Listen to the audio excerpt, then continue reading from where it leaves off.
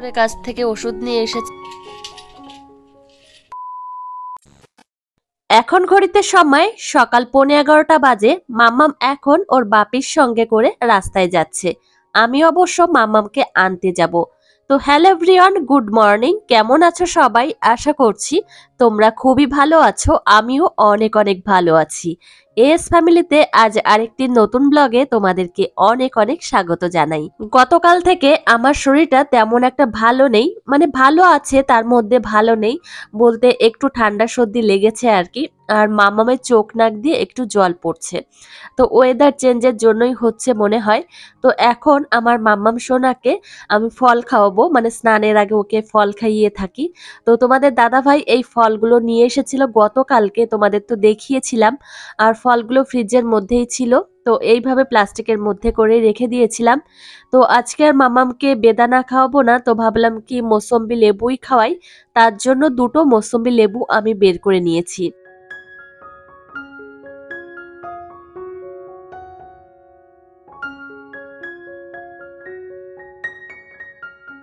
বেশ কিছুদিন ধরেই মাম্মামকে মৌসম্বি লেবুর রস খাওয়ানো হচ্ছিল না। তো মৌসম্বি লেবু ঘরে ছিল না, ওই কারণেই খাওয়াতে পারিনি। ফাইনালি তোমাদের দাদাভাই গতকালকে নিয়ে এসেছে, তো আজ মাম্মামকে খাওয়াবো। আর এদিকে মৌসম্বি লেবুর রস বের করা হয়ে গেছে। তো চলো মাম্মামকে গিয়ে এখন খাইয়ে দিই। মামাকে মৌসম্বি লেবুর রস খাইয়ে দিয়েছি, আর আমি স্নানটাও সেরে নিয়েছি। আর প্রত্যেক দিন মামামের স্নানের আগেই আমি স্নান সেরে নিই। তাতে কি হয়, মামামকে স্নান করানো, ওকে রেডি করানো অনেকটা সময় লেগে যায়। আর মামামের এই কাজকর্ম করে তারপর যদি আমি স্নান করতে যাই তাহলে অনেকটা দেরি হয়। মোট কথা বলতে গেলে 2টো, 2:30, 1:30 এরকমই বেজে যায়। ওই কারণে আমি সকাল করেই স্নান করে নিই। তো এখন মাম্মামকে রেডি করিয়ে দিয়েছি। মাম্মাম অবশ্য একটু কান্না করছিল, তো ওর ঘুম পেয়ে গেছে। তো দেখা যাক কি হয়, ঘুমোয় কি না। আর আমার মাম্মাম সোনার ঘুম পেয়ে গেলে ও প্রচন্ড পরিমাণে কান্নাকাটি করে।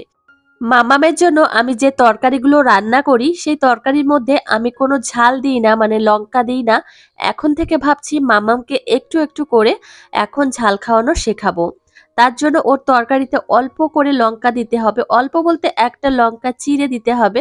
তো এখন থেকে ভাবছি সেটাই করব। আর মামামের বয়স তো এখন 2 বছর হয়েই গেছে, তো এখন থেকে অভ্যাস করালে হয়তো শিখে যাবে। তো এখানে আমি আজ খিচুড়ি রান্না করব। তোমরা সবজিগুলো দেখে তো বুঝেই গেছো। সবজিগুলোর মধ্যে গাজর, পেঁপে, আলু, বিনস, ফুলকপি এই সমস্ত সবজি রয়েছে। তো আমার পছন্দ মতো সবজি আমি নিয়েছি, আরও সবজি ছিল কিন্তু আমি দিইনি। আর এই শীতের বেলায় জানো তো এত পরিমাণে সবজি ওঠে বাজারে, আর বাচ্চাদের খাইয়েও শান্তি আছে। আমি তো মাম্মামকে এই শীতের সময় মন ভরে একদম সবজি খাওয়াতে পারবো।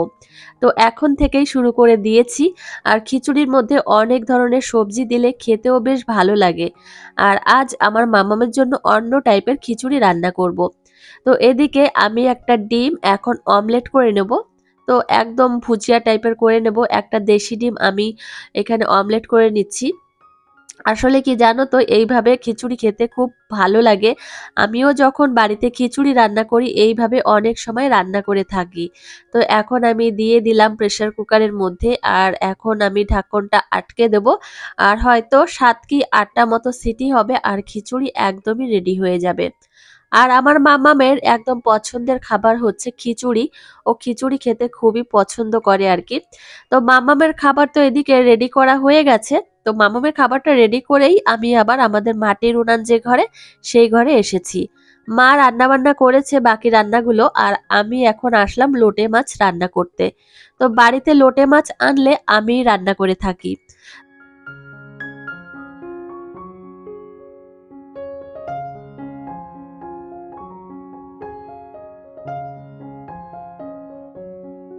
লোটে মাছ রান্না করা হয়ে গেছে। আর লোটে মাছ যে আমার কি ভালো লাগে কি আর বলবো। আর কাঁচা লঙ্কা দিয়ে রান্না করেছি, ওই জন্য একটু ফ্যাকাশে কালার হয়েছে আর কি। তো এখন আমার শ্বশুর মশাইকে খেতে দেব।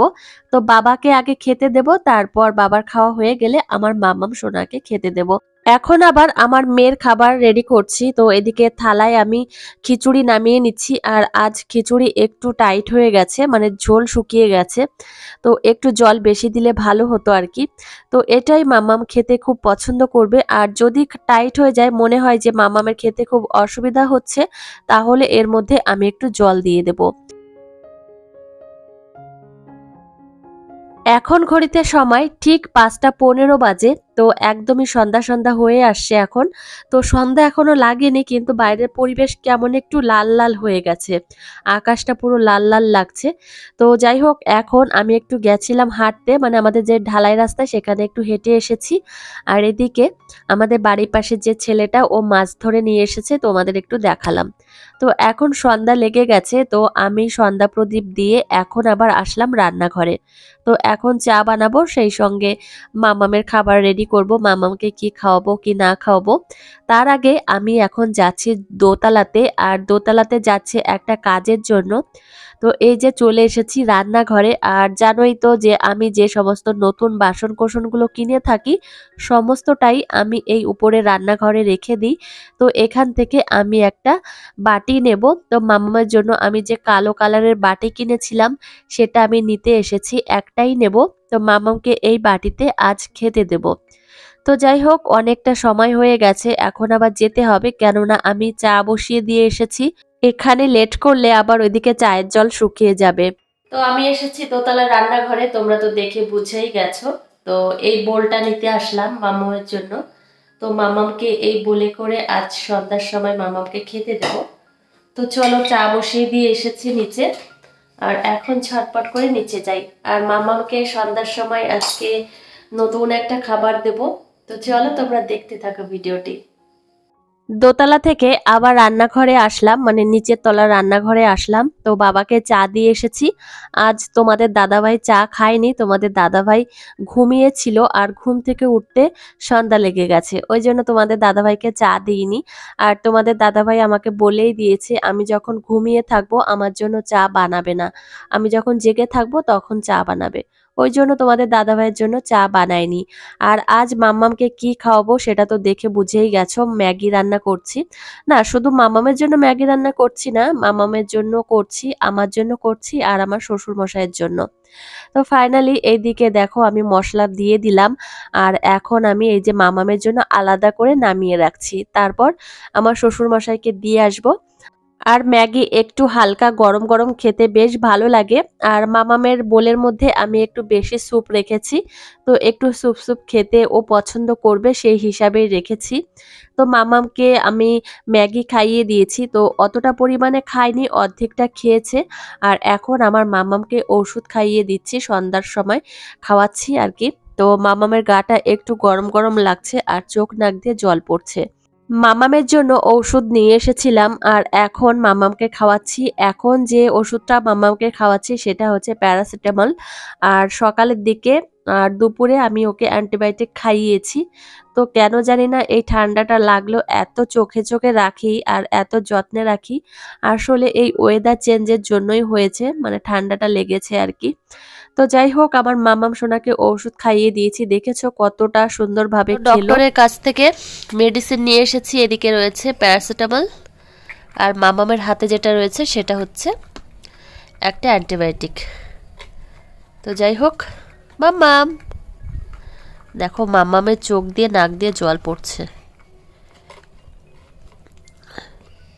আমার মাম্মাম সোনাকে মেডিসিন খাওয়ানো হয়ে গেছে, আর এখন আমি আর মাম্মাম একটা কাজ নিয়ে বসেছি। সেই কাজটি হচ্ছে, তোমরা তো দেখে বুঝেই গেছো, আমি দুটো ঘটের মধ্যে অনেক পয়সা জমিয়েছি।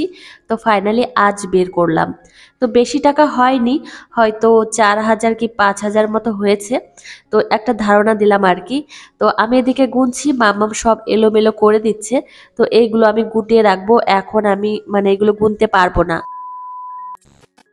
Hello everyone, good morning. তো আজ হলো বুধবার, আর গতকাল রাত থেকে ভিডিওটা আর কন্টিনিউ করা হয়নি জন্য এই বুধবার সকাল থেকেই শুরু করছি।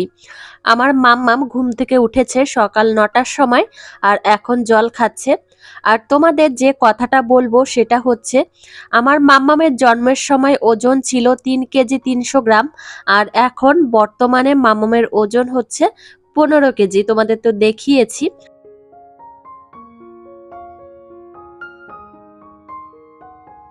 আজকে সকালবেলায় মাম্মামের সকালে খাবারে রয়েছে শিম সিদ্ধ, আলু সেদ্ধ আর সাদা ভাত। আর শিম সিদ্ধ এই প্রথম মাম্মামকে খাওয়াচ্ছি, এর আগে আমি মাম্মামকে খাওয়াইনি।